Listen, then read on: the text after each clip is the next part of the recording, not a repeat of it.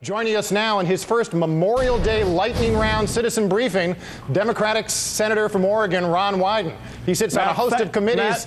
He sits on a host of committees from finance to intelligence. I want to get your credentials in there, Senator. Welcome. Thanks for the inflationary introduction. Well, a lot to cover. We're going to need to have a kind of a haiku-like set of insights, Senator, that I know you can bring folks as they head into the weekend. Medicare, big news this week with the Democrats kind of smelling blood in the water politically with the big win and the upset win in the New York's 26th congressional district, plus the ongoing budget talks. What should people be thinking about where the Medicare debate stands in the whole budget battle at this hour? Matt, I hope they'll read your op-ed piece today. I think the challenge is to come up with good policy rather than just scoring political points. The key to that, of course, is to drive down health care inflation generally, not just in Medicare. There are a couple of key approaches to it. As you know, I favor more choice and more competition. But let's start with people who are 35 rather than 75. Also, we ought to be doing more to pay for value in health care, particularly in Medicare, where about 10% of the population consumes 60% of the Medicare dollars. These are the folks who have heart conditions, stroke, diabetes, chronic care. And you and I could probably strike a deal, even with some reasonable-minded Republicans behind closed doors on an agenda like this. How do you think this is really going to shake out in the next few months and then between now and the election? Obviously, health care costs are key to any sensible budget deal, and you're going to have to put some ideas on the table that are a little bit out of the box. For example, I think Democrats and Republicans, with respect to Medicare, ought to talk about an ability to pay standard. That would keep the program universal, Matt, but it would say that the subsidies would be targeted to those most in need. We'll be coming back to that, I know, in the weeks ahead. The Patriot Act, another big issue this week. The president signed it by autopen. It was autopen just last night. I know you've been making some noise on some concerns you have about the way the administration has the ability to kind of interpret its provisions in secret. Tell us what the worry is. It's almost as if there are two Patriot Acts, Matt. You've got the one that everybody knows from reading the text, and then you have the one that the Justice Department secretly reinterprets. The key here, of course, is to strike a balance between fighting terrorism ferociously and at the same time being sensitive to civil liberties. But if the law is being interpreted differently than it's written, that can undermine public confidence and make it hard to win the support we need for the key intelligence programs. Now, in what passed last night, your amendment did not get included, am I right? So that there still is this ability for the administration to interpret it in secret?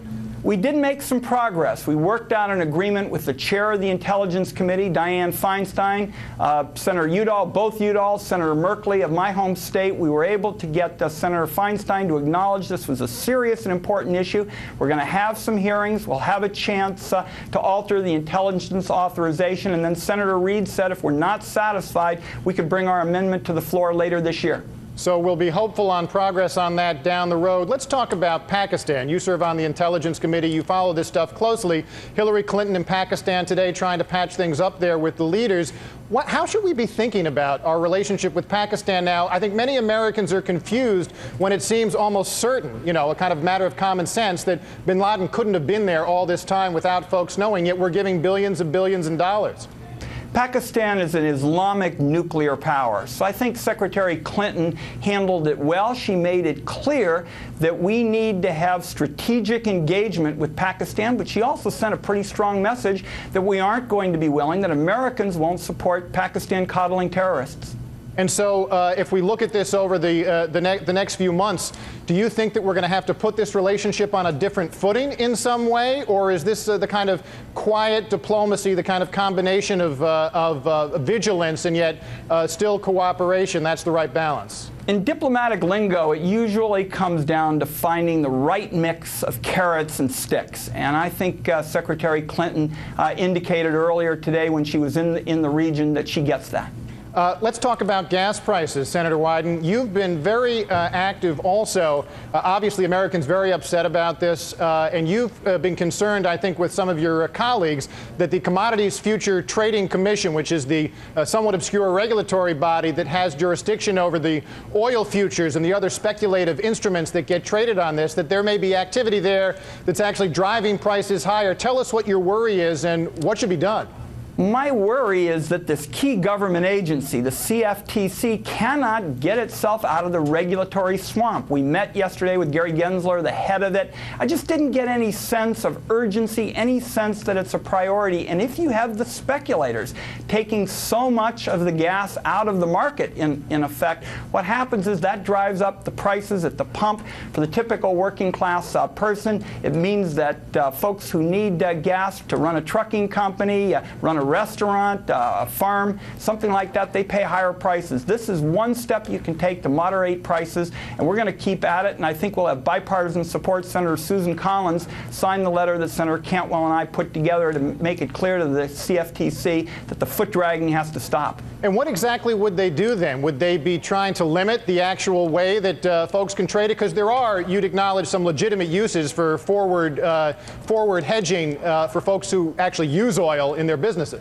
No question about that. What we're advocating is something called position limits, which basically says that these speculators can't take so much of the oil out of the marketplace. The agency has the existing authority. Then that was, in effect, supplemented by the Dodd-Frank legislation that gave them additional opportunities to step in. And what I was concerned about, and you see it in the response that they sent back to me and the other senators, is you didn't get any sense of priority. You didn't get any sense of urgency. In effect, Gary Gensler is saying, well, we'll handle it with all of the other commodities. Matt, we know the American people are not up in arms about the price of cocoa today. Cocoa is not driving these financial markets. It's oil, and we've got to have the CFTC stop the foot dragging and step up and protect the consumer. So, Senator, because you've been exceeding all previous senatorial records for brevity and haiku-like insight, I'm going to shove another mini topic in, which is jobs.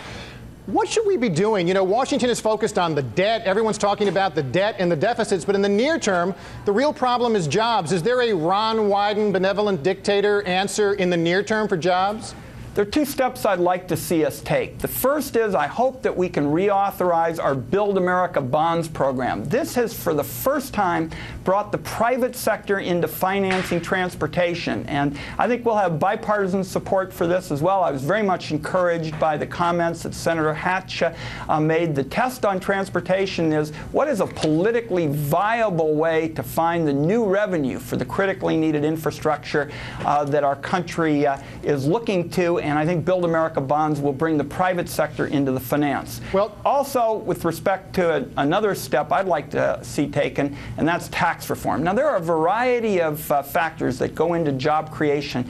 But, Matt, the last time that Democrats and Republicans got together on taxes, Democrats and Ronald Reagan, in the 2 years after tax reform, our country created 6.3 million new jobs. If we could just get a fraction of those new jobs, we'd be moving in the right direction. A whirlwind tour, Ron Wyden. A little-known fact about you that people may not know is that your wife Nancy's co-owner of the fabulous and legendary Strand bookstore in New York. We've got a picture of it now. I wonder, as we head in, everyone's heading to the beach, various things they're doing on this long weekend. Any recommendations from you or your wife? Your father was an author himself, right?